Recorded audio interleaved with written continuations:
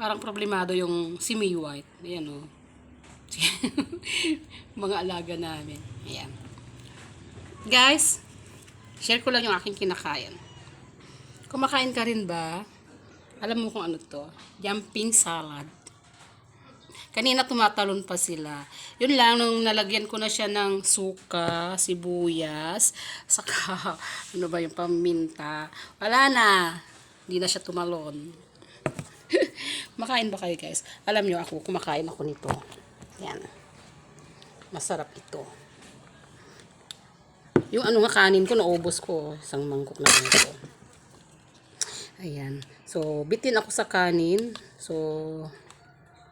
Bitin ako sa kanin talaga. Nagluluto pa lang ako kasi ang kinain ko yung ano namin, kaning lamig. Kaning lamig.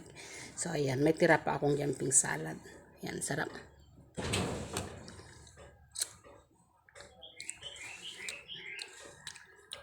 Masarap itong ano, inulam. Ito yung na-miss kong ano, ulam. Kasi bata pa lang ako ata nang huli akong kumain nito. Jumping salad. Huli lang nasundan. Ang sarap. Mga pusa, parang gusto akong agawan. Ang sarap. Tamang-tama yung asim niya.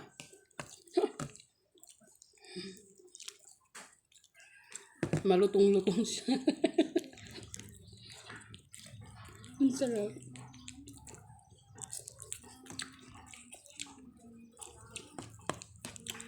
Pero ingat-ingat na kayo sa ano, sa pagkain nito. Kailangan pag kumain ka nito, may laman na yung tiyan mo, may kanin. Kasi nung one time kumain ako ng ganito, hindi pa ako kumain ng kanin. Walang laman na kanin yung tiyan ko. Kumain agad ako ng ganito. Sumakit yung tiyan ko. Kaya kailangan pagkakain ka ng jumping salad, kailangan may laman yung tiyan mo. Yung may nakain ka ng kanin na mga 2 kutsara lang. Para hindi doon sa tiyan mo mag-rumble-rumble yung mga natin, mga alaga natin. So ayan, sarap. Kain lang tayo, guys. Sarap, di ba? Tamang-tama yung sibuyas niyo.